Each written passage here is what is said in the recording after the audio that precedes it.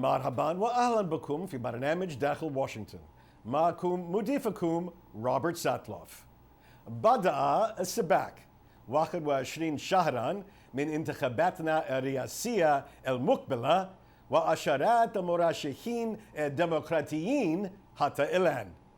معظم هؤلاء سيناتورات وحكام وعمداء لا يعرفهم اليوم إلا القليلون، مثلهم مثل مزارع الفول السوداني في جورجيا جيمي كارتر، والمنظم المجتمعي في شيكاغو باراك أوباما. وبعض أكبر الأسماء مثل نائب الرئيس السابق جو بايدن، هؤلاء لم يعلنوا ترشحهم بعد. هل بدأت الحملة الانتخابية بالفعل؟ من نوع المرشح الذي يبحث عنه الديمقراطيون؟ وأي أثر لكل هذه السياسات على عملية الحكم في أمريكا؟ لمناقشة السياسات في أمريكا اليوم يسرني أن أرحب باللجنة التي تضم خبيرينا نورمان أورنستين وديفيد هوكينز. Welcome back to Dakhel, Washington. Well, it looks like our government is going to stay open after all. A deal has been reached between Congress and the White House to fund the government for at least a few months. But is this the end of the confrontation between the two ends of Pennsylvania Avenue? We'll discuss this with Norman Ornstein and David Hawking. So, gentlemen, what's the deal? So the deal is that they're going to provide some funding for the president's desired wall, significantly less than he had asked for, about $1.375 billion. He demanded almost $6 billion. And they're making a few other concessions, which includes in particular the number of beds for people who are detained at the border. Democrats wanted fewer beds because people are being picked up and detained. We call them beds, but in effect they're cells for months at a time. The White House demanded a significant increase, and they compromised on that. It's giving the president less than what he'd asked for. It's giving the Democrats a little bit less than what they wanted, but that's the way compromises are usually made. So, David, when you look at this compromise, are there winners and losers, or does everybody win? Oh, I think everybody loses. Yeah. I think it's one of those deals where everybody loses. Yeah. I mean, the president ends up with essentially the deal that he could have had at the end of last year, before the 35-day shutdown, before another round of negotiations. He's really no better off on his wall than he was back then. And now he has the unhappy task for him politically of having to declare in legal terms, declare a national emergency and hope that the courts uphold his declarations. And he wants to declare a national emergency so that he can take money that's already been appropriated by Congress, spent by Congress for other things, and take that and respend it for more wall. All of this, by the way, we're not talking about a wall all the way from the Gulf of Mexico to San Diego. Thousands of miles. Not talking about that. We're talking about 55 miles of wall that we're talking about, and he's essentially staking his entire presidency on trying to get 55 miles of metal slats built. And of course, at the 56th mile, people who want to get across the border are rejoicing. So this is symbolic, nothing more than symbolic, and we find that this whole thing was unnecessary to begin with. Democrats and Republicans in Congress had agreed on a deal to keep the government open months ago. In fact, the Senate voted unanimously to do this. And it's only when President Trump, under pressure from his right wing, Ann Coulter, the commentator, Lou Dobbs, and Sean Hannity, the television stars of the right, were basically furious that he was going to accept this kind of deal. And so he vetoed the bill, and that's why we got the shutdown in the first place. This time, he's trying to strike a balance where he's fundamentally caving on the larger issue of getting the full funding for his wall, but then declaring a national emergency, which is a highly controversial move that could well be struck down by the courts or rejected by Congress so that he can mollify those people on his right.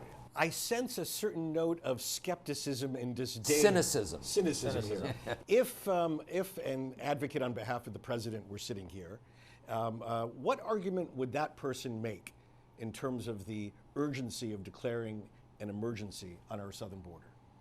I can't wait to hear it because, of course, when you hear the word emergency, it sounds like it's emergent. When you don't say, well, my several trips to the doctor didn't work, so now I'm going to go to the emergency room. If you have an emergent problem in your health, you go to the emergency room. You don't wait until you've exhausted all your other visits to the doctor and then decide to go down to the emergency room. I think, yes, I don't mean to be cynical, but if you had a member of the president's team sitting here and the cameras were off, they would say this is about appealing to the president's political base. This is about trying to keep them happy. And because the president, and we've probably said this to one another at this table before, this president's entire political strategy is to hang on to about 40% of the vote, which is his hardcore supporters, and he doesn't want to do anything to make them mad. So let me tell you what they would say when the cameras were on. Criminals are pouring across the border in unprecedented numbers. They are the Mexican rapists that the president talked about during the campaign, and there are terrorists coming in across our porous southern border. We have to stop this, and we have to stop it now. Now, the reality is the number of people going across the border has declined dramatically over the last 5 years. There are no reports of terrorists coming in. There are drugs coming across the border, but they're not coming at these places where the wall would be built. They're coming in through the ports of entry that would remain open otherwise. So this is a faux argument, a phony one, but it's one that the president is using because the larger strategy that he has pursued since he began the presidency is to focus on shoring up and energizing his base, a narrow group of people, but if they're solidly with him, because it's the base of the Republicans in Congress, those Republicans in Congress will not abandon him no matter what. And so, just to conclude this piece of the conversation, the Republicans in Congress are standing with the president, and you think that they will stand with him as this political and perhaps legal fight unfolds regarding the national emergency? I think a few of them will not. A crucial few of them will not.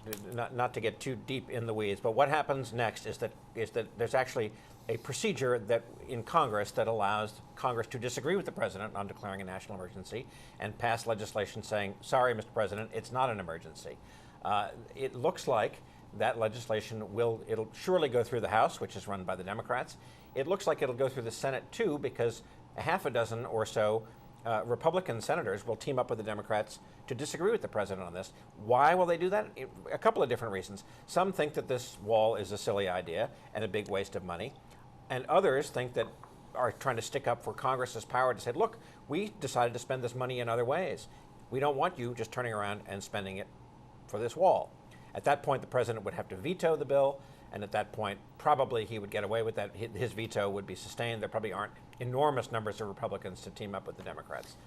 So here's, in the larger sense, we've had a number of national emergencies declared, especially since the 1930s. And there are provisions that enable a president to declare a national emergency. And in fact, the power that a president can exercise under those circumstances is immense. All of this was built on an assumption that you'd have a president who fundamentally would be prudent and would act in the national interest and wouldn't contravene Congress, and certainly not a president who would try to do this to get around the Constitution, which has the Congress given the power to appropriate funds for things. And what he's saying is, I don't like what Congress did, so I'm going to use these emergency powers. There is something David alluded to, the National Emergencies Act, and Congress can pass a joint resolution which can be vetoed by the president.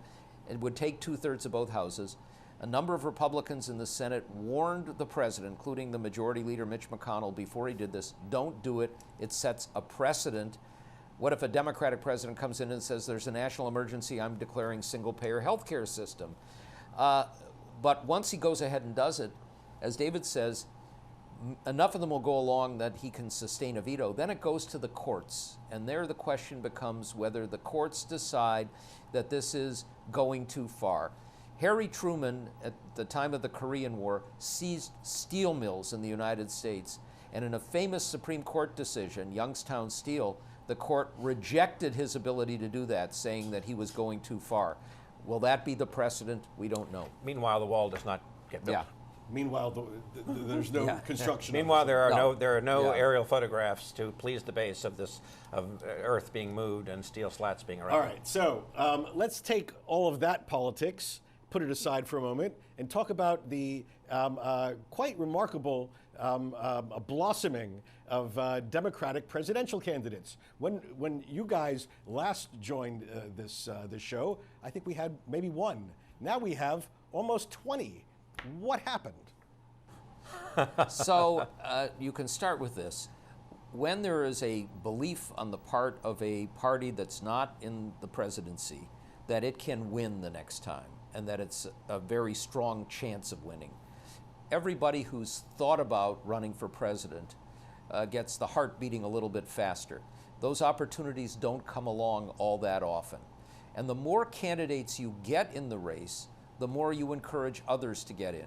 I've had at least 2 of these candidates say to me, you know, maybe I don't have more than a 5% chance of winning a nomination, but nobody else has more than a 10% chance.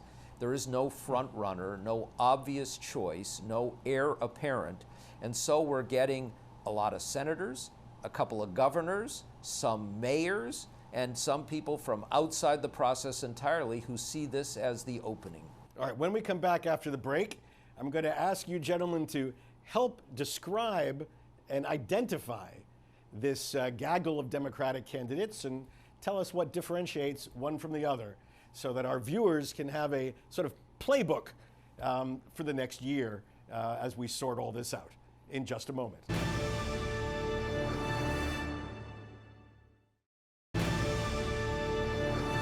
Our panelists today include Norman Ornstein. Norm is resident scholar at the American Enterprise Institute and one of America's wisest experts on politics, Congress, and the presidency. A native of the great state of Minnesota, he's a contributing editor and columnist for National Journal and The Atlantic magazines and an election analyst for BBC News. Sitting to his left is David Hawkins. David has 25 years' experience reporting on how Washington works, or doesn't work, as the case may be. Formerly senior editor of Inside Washington publications CQ and Roll Call, he is currently editor-in-chief of The Firewall, a brand new news site covering American politics. So let's take a look at the new Democratic candidates. David, you take the men. Norm, you take the women. Who are they? Well, gosh, so one way of thinking of the male half of this field is that it's almost every national politician whose last name begins with the letter B. The only announced one so far is Cory Booker. He's one of the 2 African Americans in the top of the field. He's a senator from New Jersey, a former mayor of Newark, New Jersey, the biggest city in New Jersey. He will run as sort of a young, telegenic, can-do, center-left, not too left senator. Of course, the B name that everybody's waiting on is Joe Biden, the former vice president, Barack Obama's vice president. If he runs, Norm said before the break that there would be no front runner. You'd have to think that if Joe Biden does decide to run, he would sort of at least be positioned as the front runner, although not a prohibitive front runner. He's been around. The book on him, of course, is that he's now been a national figure since the 1980s and the late 1970s, 1980s, run for president several times before. Maybe his time has passed. Another B that everybody's waiting on, Beto O'Rourke from Texas, ran in a surprisingly strong Democratic race for the Senate against Ted Cruz in Texas. Texas hadn't elected anybody statewide who was a Democrat since 1994. Beto O'Rourke came super close. He's young, he's telegenic. Everybody thinks that he's sort of the bee's knees. Steve Bullock, the governor of Montana. The governor of Montana is thinking about running. Again, sort of a centrist, Western, bring a new flair, Western flair to the Democratic field. And then last but not least, Mike Bloomberg, the billionaire former mayor of New York. He would be one of 2 billionaires running, because we think, not on the Democratic side, but as an independent, the former CEO of Starbucks Coffee, Howard Schultz, also running as sort of a billionaire businessman in the in the mold of Donald Trump to the point of being a billionaire businessman, but of course very different ideologically.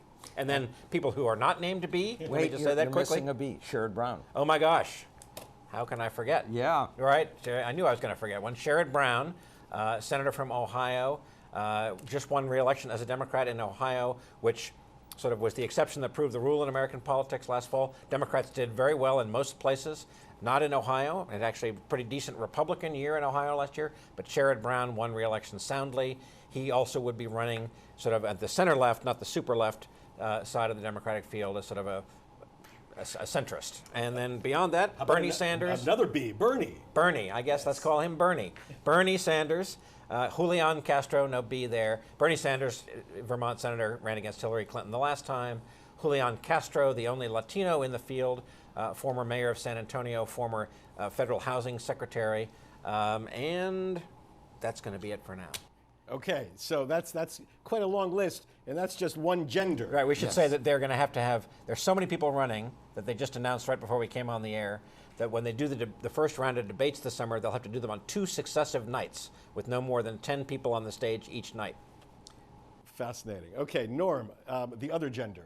And I actually do have to been prompted to add one more B. Pete Buttigieg is the mayor of South Bend, Indiana, and a veteran, a married gay man in a city that is the home of Notre Dame University, a very Catholic and conservative place, but running as a liberal Democrat. Now 32 years old, not likely to make it through this process, actually 34 years old, so he would be 35 if elected.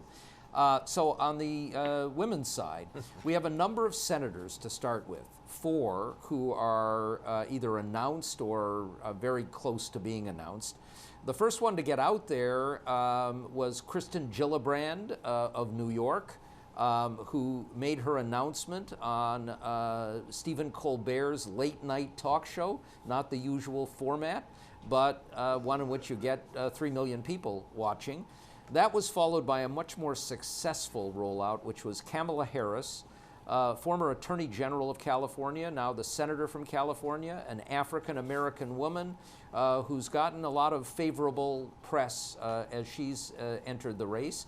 Elizabeth Warren, who was out there very early, who is one of the president's favorite targets. He calls her Pocahontas derisively because at one point she comes from Oklahoma and she had folklore in the family that they'd had at least one American Indian ancestor. But she is best known because she has been a fiery opponent of big banks and big finance and has a following as a consequence. And then Amy Klobuchar, senator from my own home state of Minnesota, who made her announcement in extraordinarily cold, windy, snowy weather in Minnesota, where she spoke for a long time and got kudos for her fortitude of being out there, and who's also got a following because she's a former prosecutor, as Kamala Harris is, but is a little bit softer and somewhat more bipartisan in her tone in terms of bringing people together. Then there is another woman, a House member, Tulsi Gabbard, who may be known to some of our audience because she has been a strong supporter of Assad in Syria, which puts her very much outside the mainstream in the Democratic Party especially, but in both parties, and is getting a lot of criticism as a consequence. Might end up being an independent candidate and performing the role that Jill Stein did as the Green Party candidate last time around, who had a profound impact on steering votes away from Hillary Clinton. Speaking of Hillary Clinton, any chance that she's going to run again for the Democratic nomination? I would say yes. There is a tiny chance. She's been asked this several times. She has not unequivocally said no. I think it's hard. It would be hard for me to understand what her rationale would be for doing this.